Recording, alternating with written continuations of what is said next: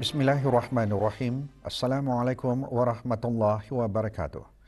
Klinik pesakit luar dan taman terapeutik di Jabatan Perkhidmatan Psikiatri Hospital Raja Isteri Pengaraan Anak Soleha kini dikenali dengan nama baharu Klinik dan Taman Terapeutik Asy-Syafi. Nama baharu itu dihasran dapat meningkatkan penerimaan masyarakat terhadap perkhidmatan kesihatan mental. Perasmian penukaran nama klinik tersebut disempurnakan oleh Yang Berhormat Datuk Seri Setia Dr. Awang Haji Muhammad Isham bin Haji Jaafar, Menteri Kesihatan.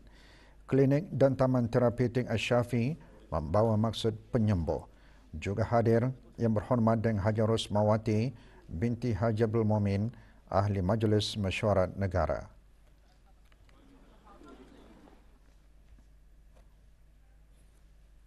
Sambutan Hari Sukarelawan Antarabangsa tahun ini mengiktiraf kekuatan tindakan yang dilaksana secara kolektif melalui tema Andai Semua Orang Melakukannya. Tema memfokuskan kepada usaha serta tindakan secara kolektif oleh semua lapisan masyarakat.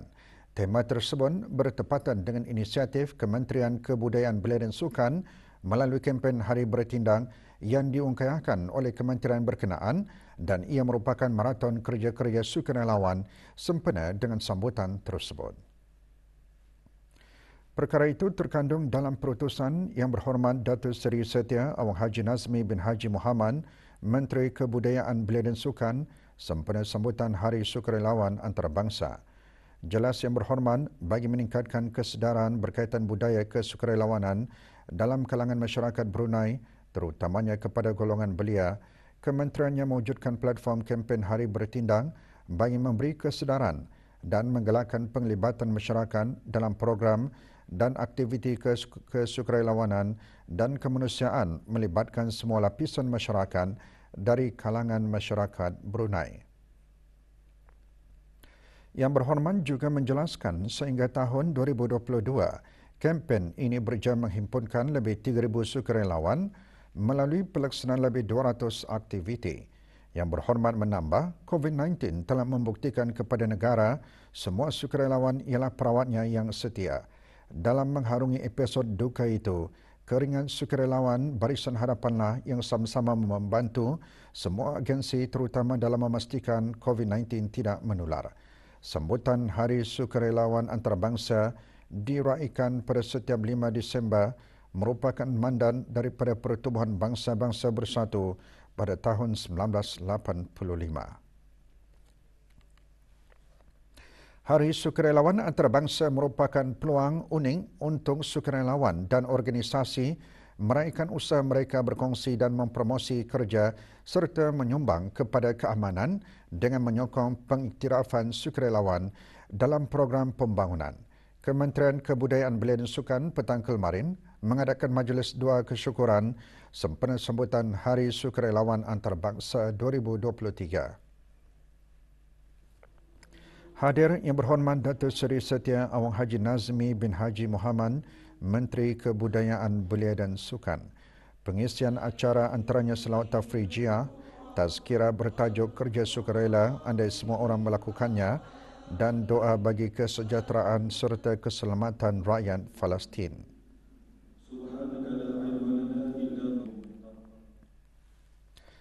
Krisis kewangan lalu dan pandemik baru-baru ini perlu dijadikan pengajaran bagi membolehkan kewangan Islam terus berusaha menjadi penaraju di dalam keadaan berbeza.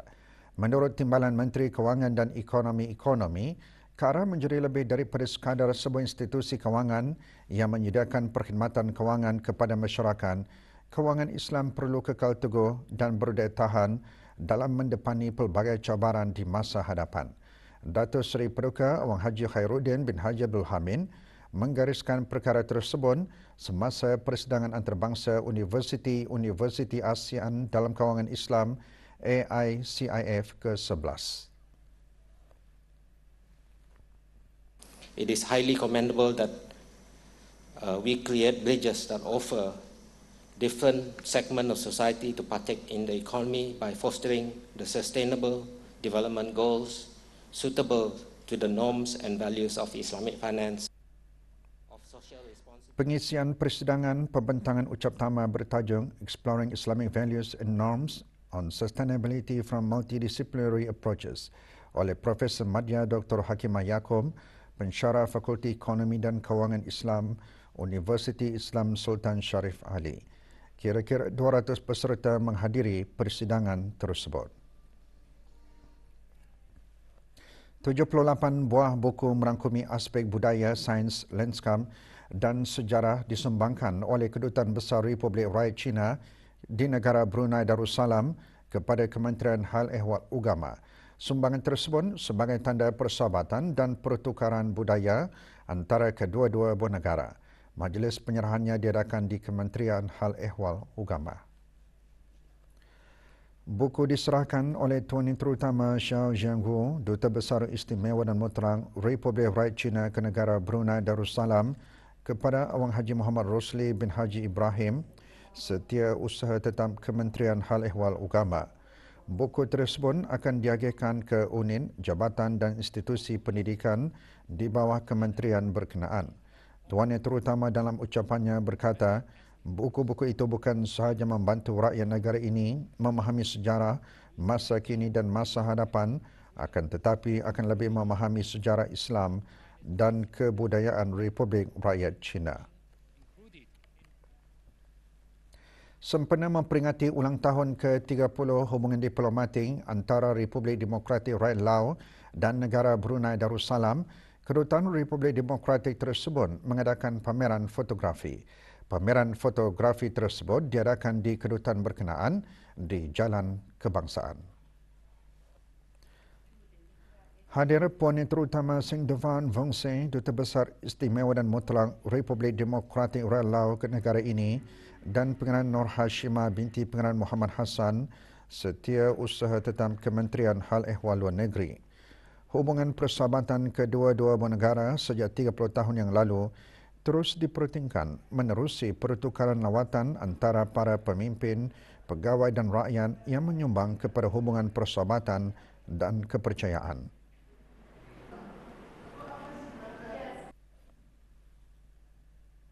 Keputusan Program Penilaian Pelajar Antarabangsa PISA 2022 bagi 81 negara dan ekonomi yang ikut serta diumumkan oleh Pertubuhan Kerjasama dan Pembangunan Ekonomi OECD di Paris kemarin. Negara Brunei Darussalam adalah salah sebuah dari 3 negara ASEAN teratas dalam semua domain PISA 2022. Perkara itu dijelaskan oleh Setiausaha Tetap Pendidikan Trust Kementerian Pendidikan semasa sidang media mengenai keputusan program PISA 2022 yang berlangsung di Kementerian Pendidikan. Negara Brunei Darussalam juga satu-satunya negara dengan prestasi kedua-dua kategori pelajar meningkat sebanyak 13 mata berbanding tahun 2018. Lebih 5,000 pelajar daripada 54 buah sekolah menengah di negara ini telah mengambil bahagian dalam kajian tersebut. Negara Brunei Darussalam adalah salah satu daripada 3 negara-negara ASEAN yang menjalankan kajian ini dalam bahasa Inggeris. Skor bagi negara Brunei Darussalam di ketiga-tiga domain adalah 442 bagi matematik, 429 bagi membaca dan 446 bagi sains. Ini adalah peningkatan yang sangat ketara dan signifikan dibandingkan kajian PISA 2018 dengan peningkatan sebanyak 12 skor dalam matematik, 21 skor dalam membaca dan 15 skor dalam sains. Hampir RM39,000 disumbangkan kepada tabung kemanusiaan rakyat Palestin petang kemarin. Sumbangan dari Sekolah Antarabangsa Islam Miftah An-Nur diterima oleh Dayang Haji Nur Ashikin binti Haji Johari, Setiausaha Tetap Kemasyarakatan Kementerian Kebudayaan Belia dan Sukan. Dana berkenaan adalah hasil kutipan yang telah dijalankan oleh penuntut-penuntut melalui kutipan derma daripada ahli keluarga mereka dan projek amal Charity Bexel sekolah berkenaan.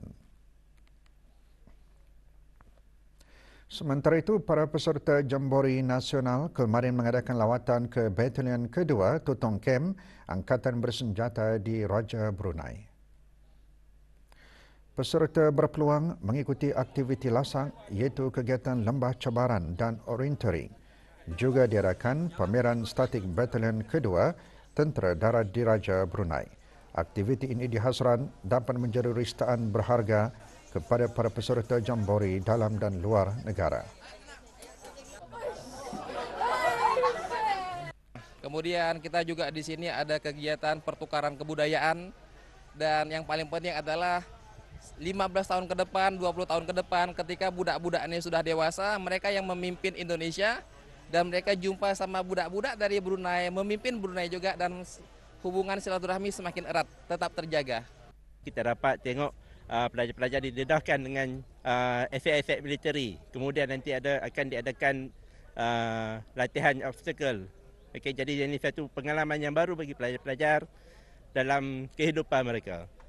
Mereka dapat membina satu keyakinan jati diri yang jarang-jarang, yang sangat sukar diperolehi di sekolah. Pengalaman yang saya dapat daripada jambori ini, saya dapat mempelajari tentang budaya dan adat kontingen-kontingen lain, dan juga saya dapat merasa makanan-makanan di negara Brunei ini. Pengalaman di sini saya dapat pelajari tentang keselamatan, ketenteraan dan juga cara-cara menggunakan senjata. Program Multaka Melayu Islam Beraja anjuran bersama Pusat Sejarah Brunei, Kementerian Kebudayaan Belia dan Sukan dengan Pejabat Sekretariat Majlis Tertinggi Melayu Islam Beraja, Kementerian Pendidikan dan Persatuan Motosikal Darussalam Pemuda bagi para peserta 21st Borneo Island International Big Bike Festival merupakan pendekatan baharu untuk memberikan informasi sejarah kepada masyarakat Brunei Darussalam dan Borneo. Pada sidang media mengenainya, pemangku pengetua Pusat Sejarah Brunei menyentuh mengenai perisian program termasuk takliman sejarah hubungan awal Brunei dengan Borneo. Awang Muhammad Faisal bin Haji Mat Saleh juga menjelaskan melalui aktiviti riadah seumpamanya ia akan dapat menjalinkan hubungan silaturahim dan menjadikan sejarah sebagai asas perpaduan masyarakat. Persatuan Motosikal Brunei Pemuda bagi sementara itu, Awangku Muhammad Nazih bin Pingran Yusof, Setiausaha Agung Pemuda, mengongsikan pelbagai aktiviti akan dijalankan sepanjang festival antarabangsa berkenaan. Untuk ahli-ahli pemuda itself saja dululah. Dua buah lagi syarikat pelancongan diberi kebenaran untuk mengendalikan perkhidmatan pakej umrah menggunakan visa pelancong Arab Saudi bagi tahun ini, iaitu Al-Hajjat Tours and Travel Agency Sendirian Berhad dan Aliyah Voyage Sendirian Berhad. Jabatan Urusan Haji Kementerian Hal Ehwal Agama dalam siaran medianya memaklumkan ketika ini 23 buah syarikat pelancongan dibenarkan untuk mengendalikan perkhidmatan pakej umrah menggunakan visa pelancong Arab Saudi. Orang ramai yang berhasrat untuk menunaikan ibadat umrah bolehlah mengikuti dan berhubung terus dengan syarikat-syarikat yang dibenarkan.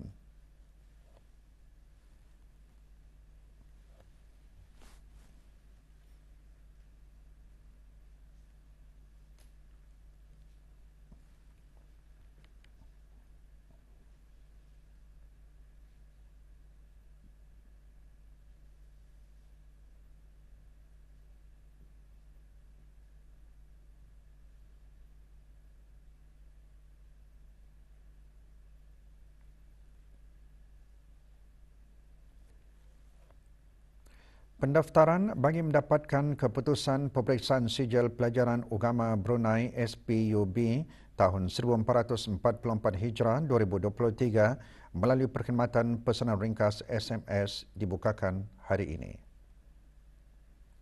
Bahagian peperiksaan Jabatan Pengajian Islam Kementerian Hal Ehwal Agama memaklumkan pendaftaran boleh dibuat dengan menaip ke HEU jarang REG, jarang nombor pusat peperiksaan, jarang nombor indeks calon, jarang nombor kad pengenalan pintar dan hantar ke 8885555 bagi pelanggan DST, 38666 bagi pelanggan Progresif Sendirian Berhad atau 39966 bagi pelanggan Imagine Sendirian Berhad. Pendaftaran yang berjaya akan dimaklumkan melalui SMS tanpa sebarang kos. Pelanggan akan dikenakan caj bayaran RM1 bagi setiap keputusan peperiksaan SMS yang diterima. Laporan Wawasan Brunei 2035 mengongsikan perkembangan pelaksanaan dan pencapaian Wawasan Brunei 2035 bagi tempoh tahun 2015 hingga 2022.